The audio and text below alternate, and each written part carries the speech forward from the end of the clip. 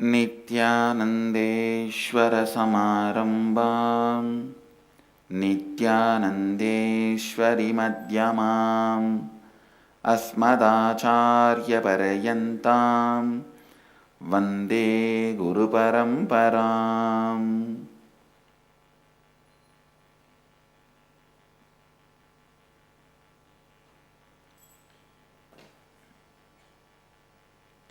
I welcome all of you with my love and respects. I welcome all the devotees, disciples, samajis, satsangis sitting with us through Nityananda TV, Sadhana TV, Ara TV and two-way video conferencing all over the world,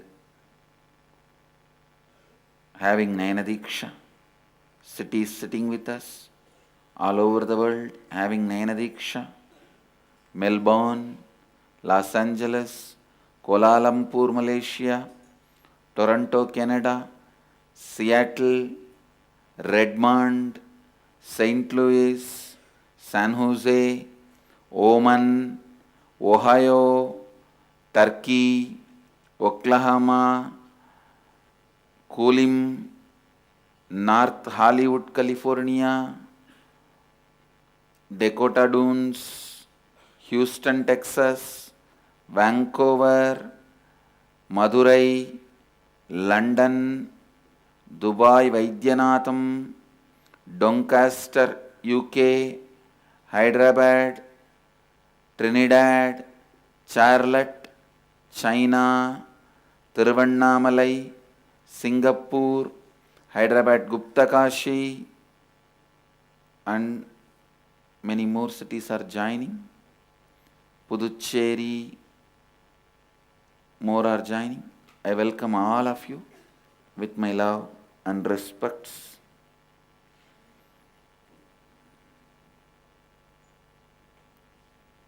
Today, the Rajarajeshwari Brahmotsavam, Devi is gracing on Swarna Nagavahana, golden snake vehicle.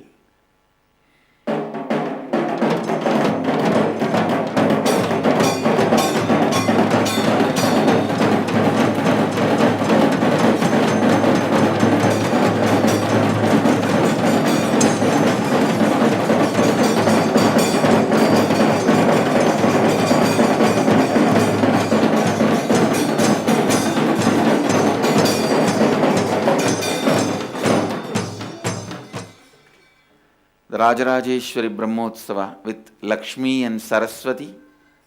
Rajarajeshwari is gracing all of us sitting on golden Seshavahana, golden snake. Let me enter into the verses. Today, I'll be expanding on Upanishad, Ishavasya Upanishad. 4th verse. Please recite along with me. Anejadegam Manasojaviyah Nainattevo Apnuvan Purvamarshad Tattavato Jnanatyeti Tishtastasmin Napo Madarishvadatati. Listen, the Upanishad, the ultimate book of the books, declare the definition, the qualities of the cosmos. Please understand.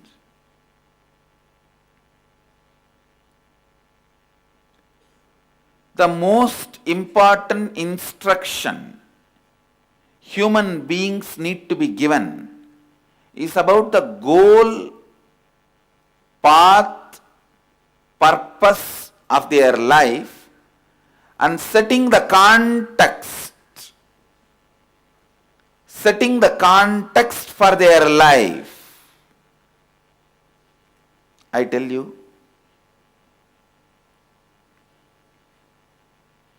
in this fourth verse, Upanishads are trying to set the context for the life.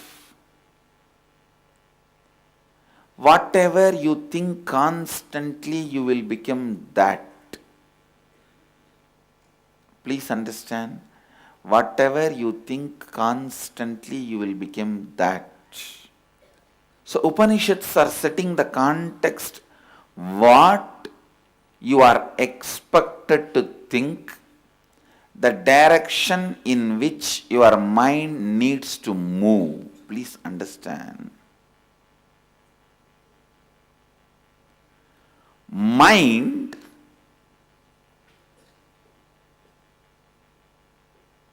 by its very nature goes through the senses, means to the outer perception, because that is the least resistant path. Cognizing the external informations is easy for the mind. So naturally it moves in that direction. If mind is forcibly turned towards the source by the heart power, please understand, heart power means by the rules, regulations, it becomes suppression and depression. That is why mind hates rules.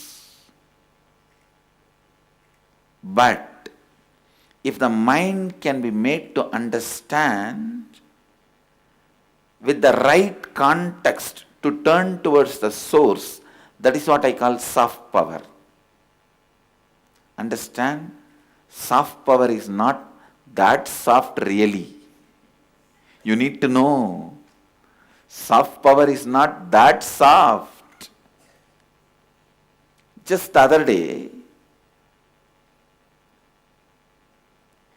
one of my disciples was telling, she's from Croatia. She said, in their country, in churches, they ban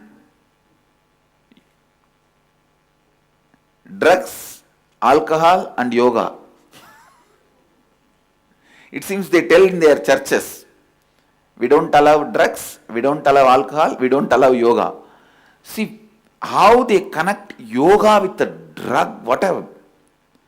Because yoga is soft power.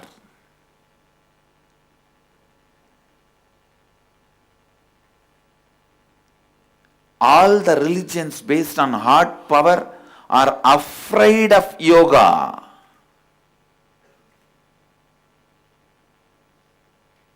I used to wonder, why should you be afraid of yoga? Because if you see me, whenever I see something great, unique in any religion, I immediately try to follow it, try to take it. Some of the great books inspired me.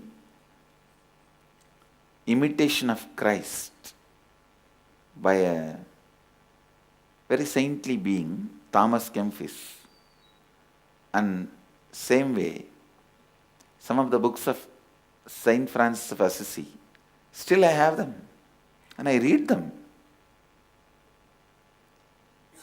Egyptian Catholic Church's publications, actually when they went and settled in Egypt, they assimilated a lot of the mystical sciences of Egypt into Catholicism. So there is so much to learn from them. So whenever I see, I only try to learn and raise myself. God, I thank you. You put me in a religion where it teaches me to learn from all the sources, never to deny. I thank you just for that. Only when I listen from my disciples here and there, how the yoga is banned, this is banned, that is banned, I understand, oh God, what a freedom we have. What an amazing freedom we have. If you see my first book, Guaranteed Solutions, which is our first program, Nitya Dhyan Yoga, I have taken meditation techniques from various religions.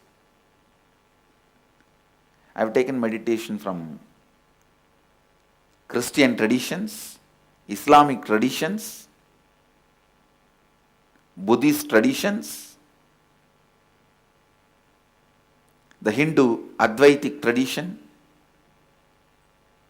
and Saivagamas.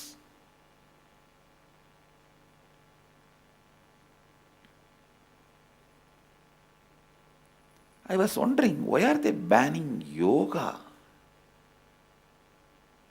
Why are they afraid of yoga? Now I understand. It is soft power, and soft power is not that soft. See, the authority your dad has over you is a hard power. The authority your uncle has over you is soft power. Because his uncles always give you candies. See, they don't have a responsibility about you. They just fulfill some of the wishes you have. That is why all the time you run behind the uncle, not behind the father. And you fulfill whatever uncle says. Because it's a soft power. Please understand. And soft power is not that soft. Setting the right context and turning the mind towards the source through soft power is what Upanishads are trying to achieve in this verse. Through hard power it is not possible. Please understand. Just because you have a huge buildings and a religious infrastructure, don't expect people will follow you. No.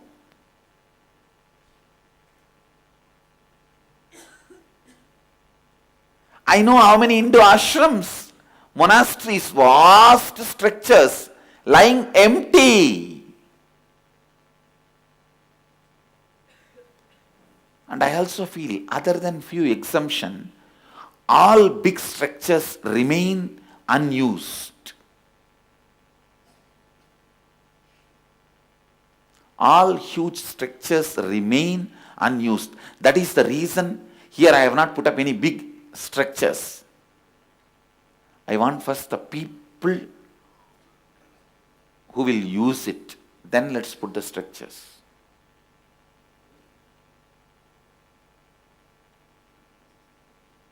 People who will use it, then we can put the structure.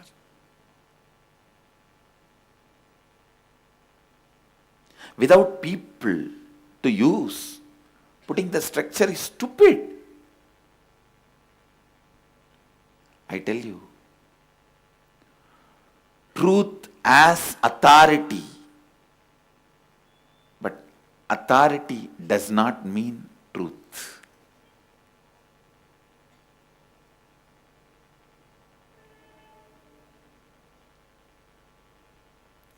Through hard power, trying to push the mind towards the source from the senses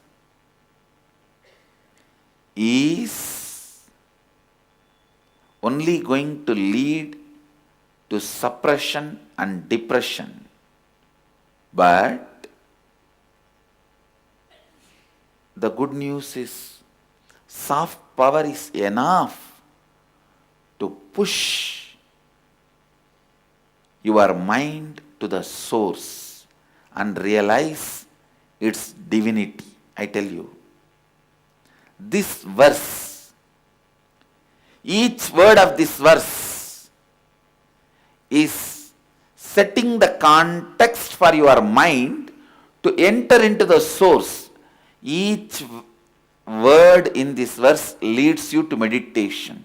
Sit and cognize, internalize.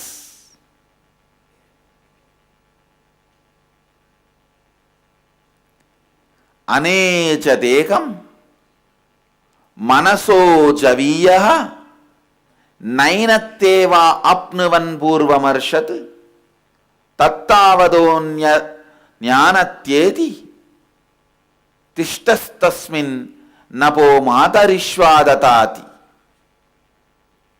My pronunciation, as I heard from my gurus were born and brought up as Tamilians, so you will see a thick Tamil accent in the Sanskrit pronunciation. But as a respect to them, I am not changing the Padapeta, I am just retaining it as it is. Understand anechat, unmoving.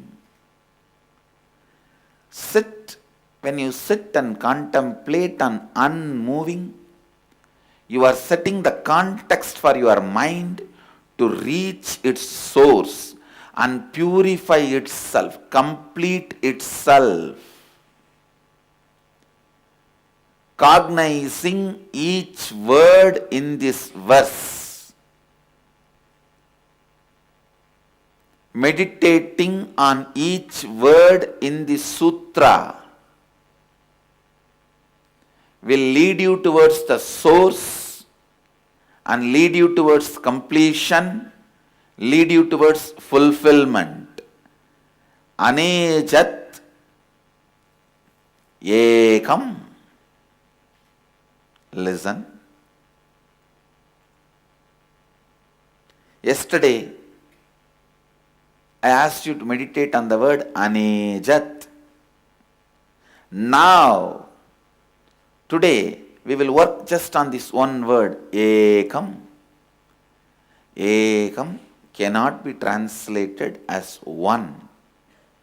It can only be translated as oneness.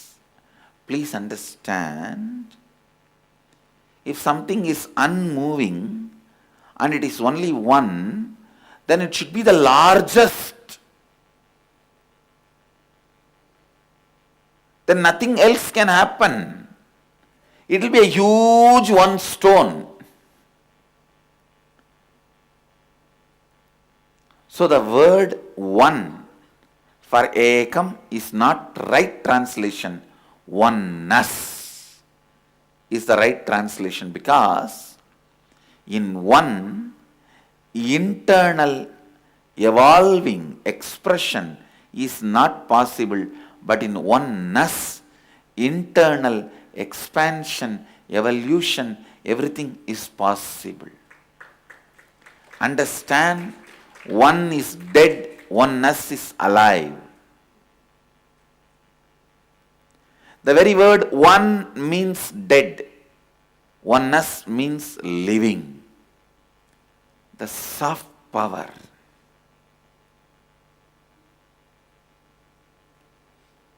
Soft power.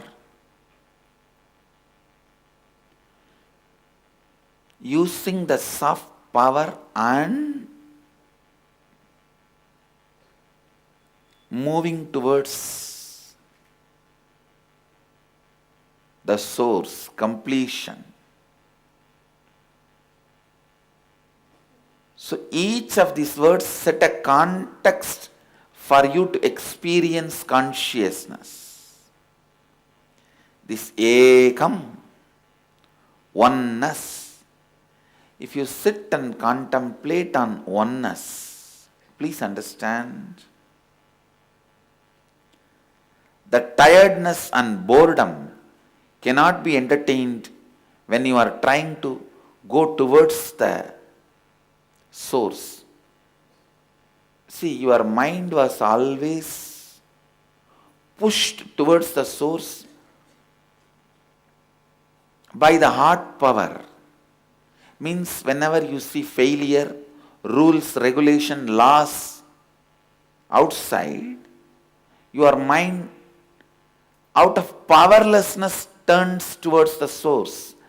That is why turning inside you hate it. You hate turning inside. One of my sannyasini, she has this big fear of injections. When she felt sick, she went to hospitals. The moment they picked up some injection, she started crying. When I heard, I started laughing. What is this?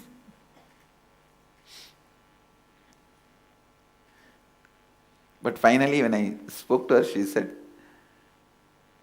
the young age experience as a child, her experience with the injection, see, as a child, parents will actually threaten the kids, if you don't listen, I will take you to doctor and he will put you injection. Injection itself is so small and designed to cause very less pain for you, but it will appear in your mind like a crowbar.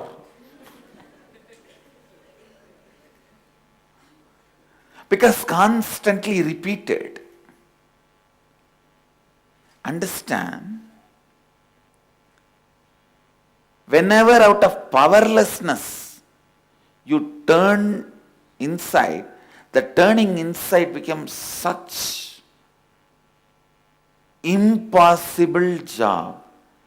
See, for her the first experiences about injection was so difficult or made to be believe so difficult, or she started believing it as so difficult.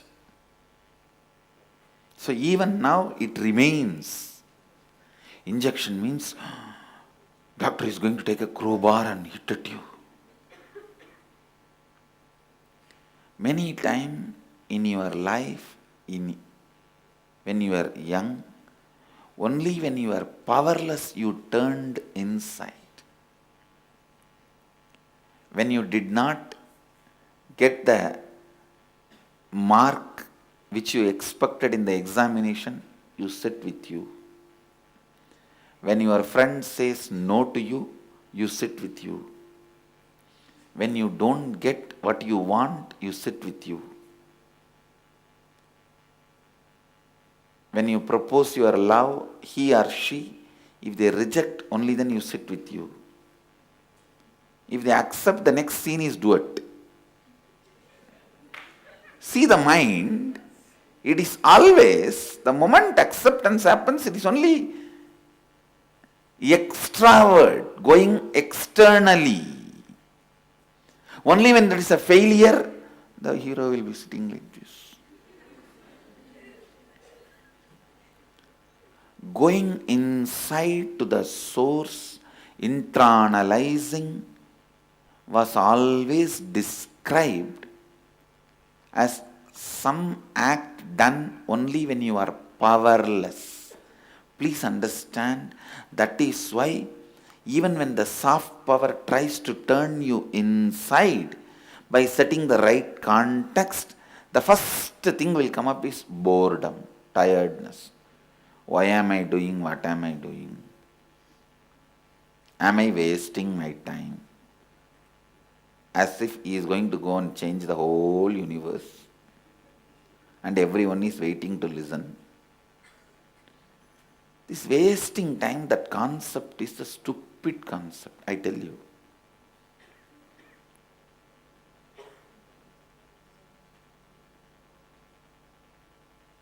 Whoever does not want to waste time, you just need to do only one thing.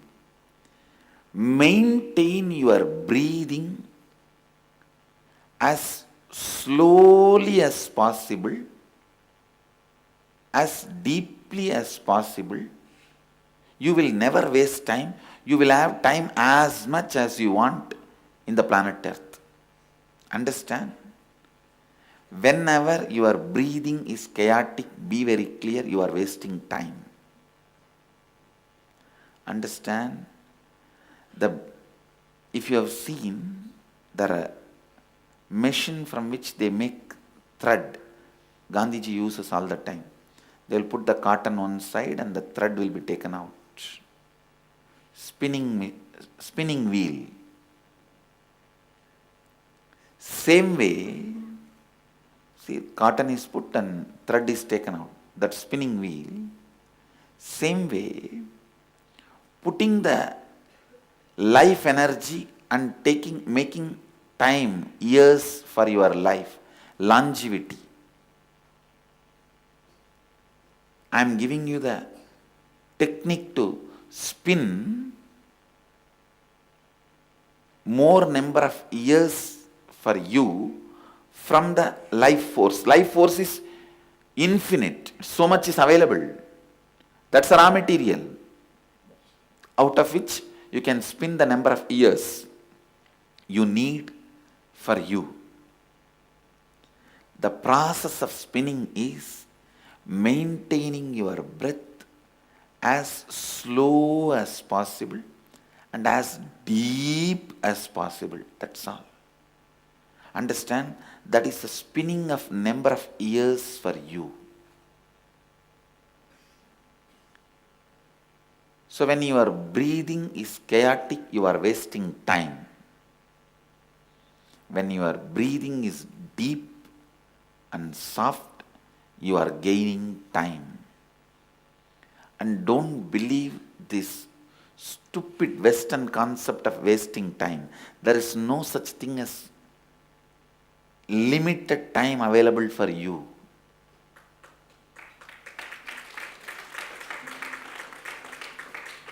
First thing you need to know, when you turn inside the source to achieve meditation or completion through this Upanishad verse, using the soft power means setting the right context and turning towards your source.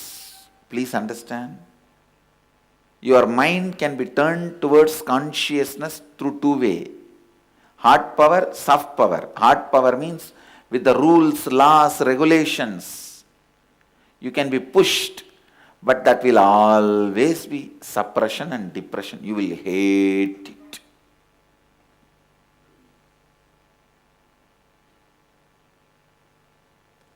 One of the biggest success of Sanatana Hindu Dharma is, it is voluntary. Nothing is forced. Voluntary. Come, come, don't come, don't come.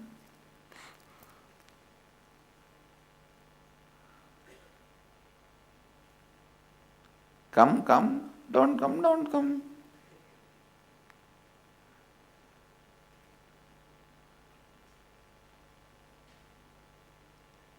It's voluntary. Understand?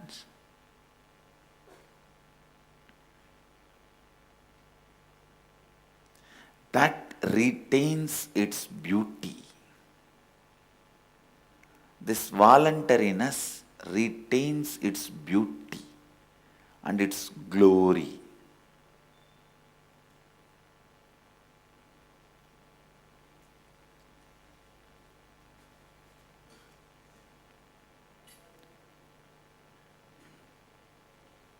Without using the hard power of rules, regulations,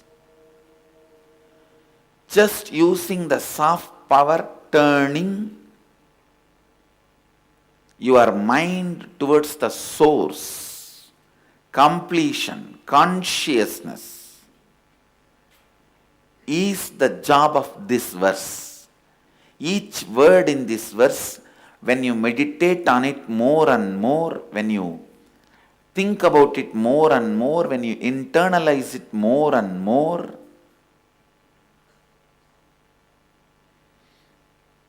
your mind will move towards the completion.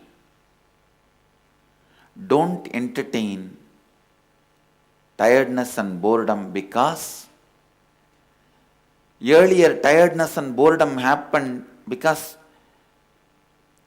through the heart power you have been forced to go into consciousness. Now it is soft power. So you don't need to entertain the tiredness and boredom. Ekam, oneness. Ekam, oneness. Go on meditating on it. Today's subject for the Vakyartha Satas is the word Ekam, oneness, not one. God is oneness, not one. The moment you utter the word one, it has become complete political structure. Only one can be. Only one person can be authority. The second always threatens the one first. So insecurity between these two. It goes on and on and on. No. Oneness.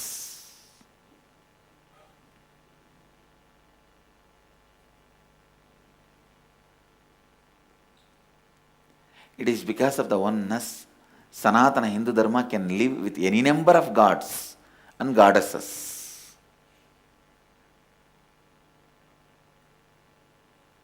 Ekam. Meditate on oneness.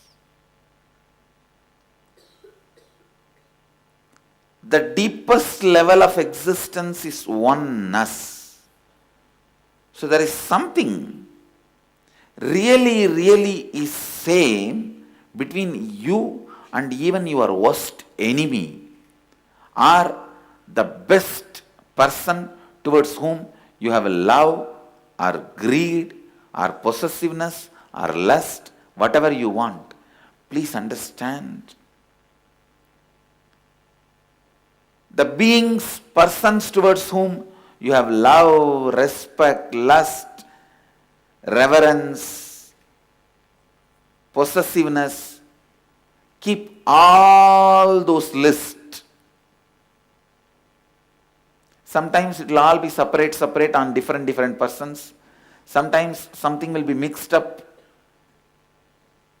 And the other side, the person about whom you have fear, little fear, more fear, terrible fear, horrible fear. The moment you remember you are terrorized,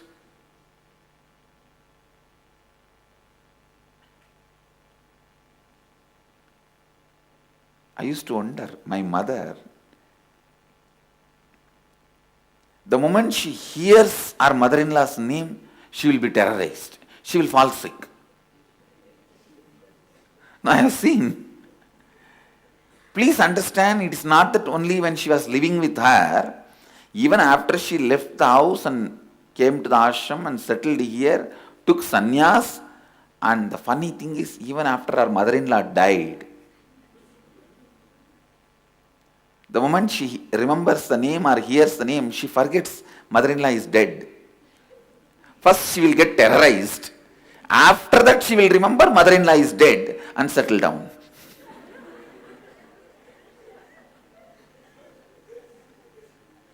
First she will get terrorized. After half an hour she will remind herself, oh, I think she is dead, so no problem.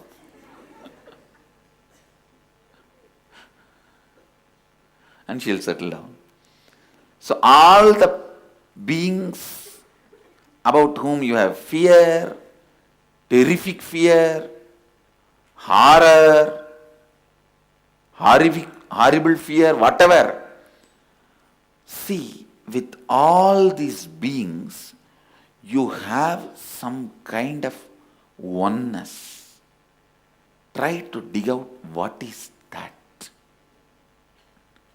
Because as a pure truth, consciousness is oneness, and everyone has consciousness. Whether Indra, who is enjoying the peak of heaven, or the demon who is in the depth of Batala, or the Kinnara, Kingara, Kimburda, Gandharva, Gandhara, Yaksha, Rakshasa. All jivas are called jivas because they have jiva. All beings are called as beings because they have being. Understand? There is some oneness between you and the beings you have greed and the beings with whom you have fear.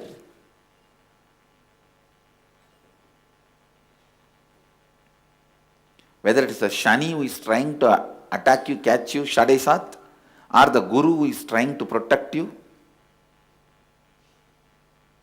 Guru is the only Graha in Navagrahas. Never gives any bad results. Wherever he is, he will always be protecting.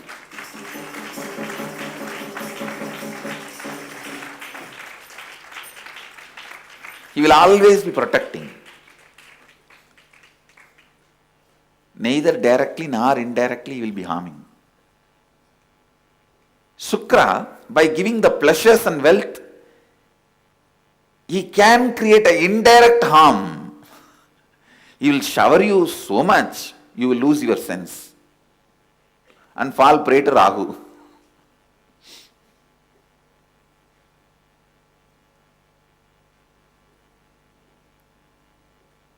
I'll tell you what is Rahu,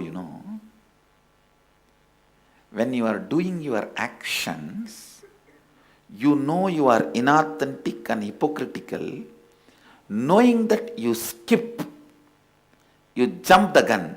That is exactly Rahu. Because he knows he should not be standing in the line of gods and receiving the nectar. He should be only standing in the line of demon, but he jumps the line and stands and quickly grasps the nectar and swallows it. Swifter than the Vishnu, understand. The person who is serving there is Mohini, Mahavishnu himself. Swifter than the Mahavishnu grabs. Your buddhi, which protects your life, is Mahavishnu. So this hypocrisy can take over you at some times, giving all justification swiftly.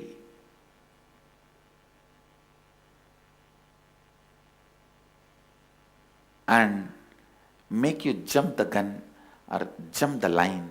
That is Rahu.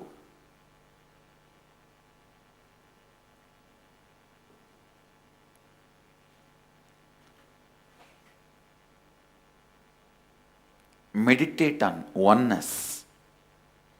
There is oneness between you and the beings you are afraid of, you and the beings you have greed, or you and the whole. When you try to smell that oneness, understand, you can't catch it, you can only smell it. It is so subtle. It is so subtle. You can't catch it. You can't say, I caught hold of Ganga, come on, take it. No. The moment hands are closed, Ganga is not there anymore in your hand. As long as the hands are open, only the Ganga is flowing in your hand. This oneness is so subtle. So subtle. Listen. You can only smell it. You can't grasp it. You can't grab it. You can neither grab, not even grasp. You can only smell it.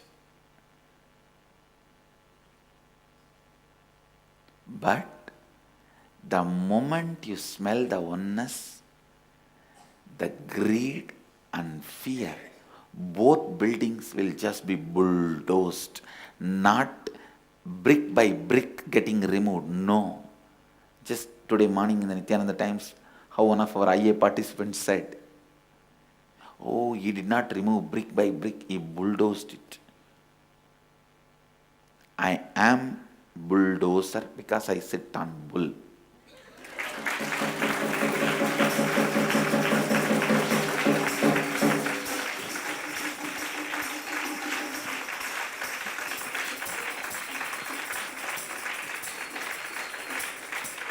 I don't believe in removing brick by brick. When? How long? No. Somehow in the West, the word bull has become a wrong word. Here, it's so sacred. It's a very sacred word. When you smell oneness between you and the persons about whom you are always afraid, the moment oneness is smelled, suddenly the whole fear is bulldozed. If I have to use a better word, bombarded.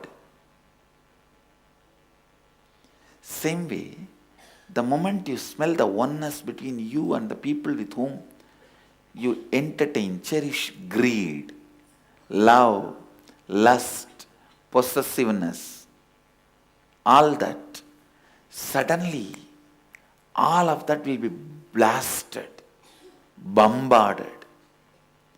I am not saying you will become a dry, insensitive being. No.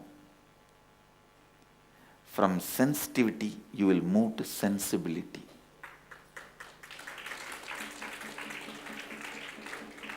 Your sensitivity will be very sensible. A sensible sensitivity.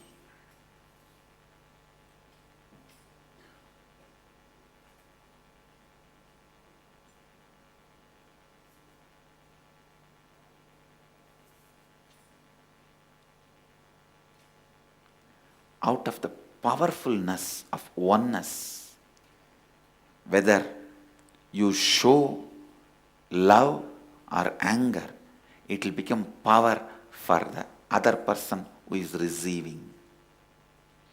Out of powerlessness, whether you show love or anger, whatever, it will lead the other person to powerlessness.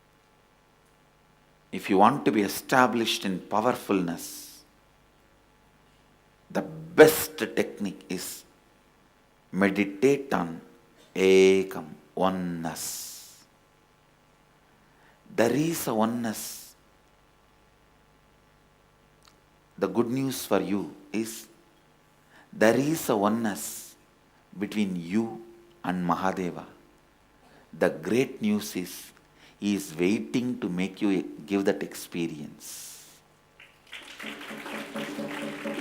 Understand, the good news is there is a oneness between you and Mahadeva. The great news is he is waiting to give that experience to you.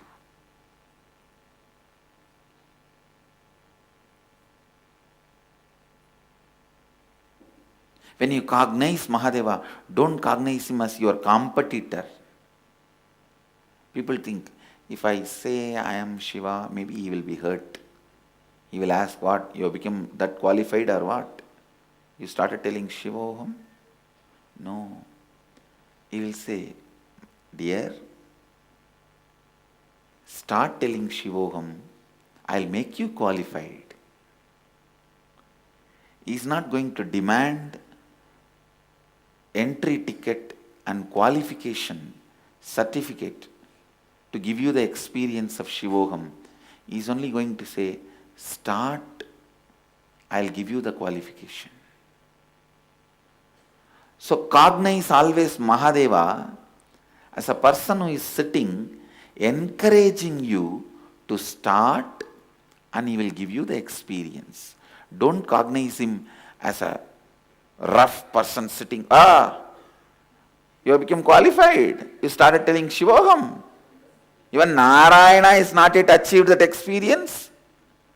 You think he will achieve? No, he is not there to tell that, and he is not that type. I am telling you. I am telling you the truth as it is. When you say Shivoham and unable to maintain that powerful space and fall, he will only come and tell, don't bother.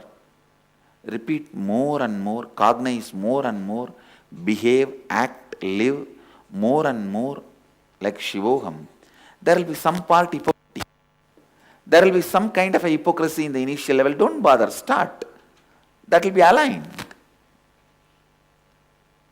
So understand, he is here to make you experience him, because oneness between you and him is consciousness. Understand, he is waiting to have you as part of him. He is waiting to receive you, to be with him. He is waiting for you. You don't even need to knock on the door. Go near the door, it is open, he is standing to receive you. The very idea door is locked and you need to knock is a stupid idea given to you, and you started believing it because you never went near the door. From the distant you assume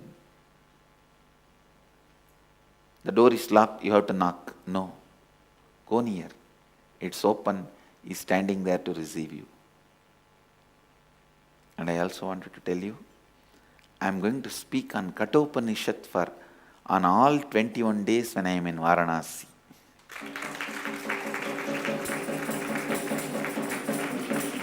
On death. Kathopanishad is death introducing itself. You say in English, there is a proverb, from horse's own mouth. So from here I can say, from buffalo's own mouth. Because buffalo is the vehicle of Lord Yama. So death from death itself. Death from death itself.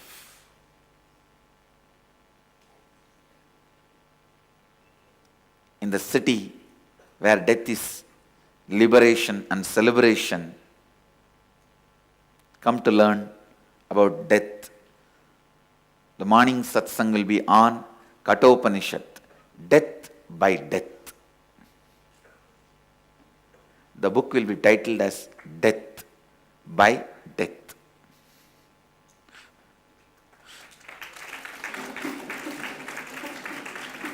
What is death? By death. It will be live relayed in Nityananda TV as usual, if the Vision Department blesses all of you. My blessings are there, but you need the Anga Devata, Avarana Devata, Chamcha Devata's blessings also to receive my blessings. So better you all pray to them also once in a while and say, hi, how are you? See, when you go to a temple, that's my style. I will not miss a single god. I will say hi to everyone. Who knows? The blessings are coming through whom and coming to you. Even if one person is incomplete and says, you did not wish me? Okay, let me see, the file stands with me. And better to wish anybody who you see. You can expect Kathopanishad to be relayed, live relayed in the satsang. I invite everyone to come and experience Kathopanishad If you are not able to physically come, at least keep your time to listen through the satsang. The series will come out as book as Death by Death.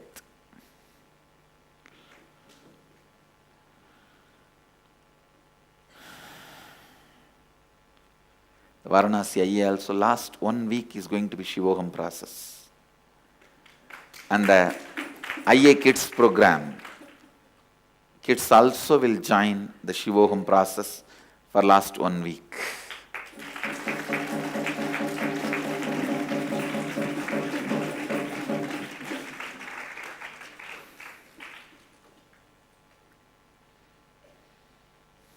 With this, I bless you all. Let you all radiate with integrity, authenticity, responsibility, enriching, causing, living Advaita, the eternal bliss, Nityananda. Thank you. Be blissful.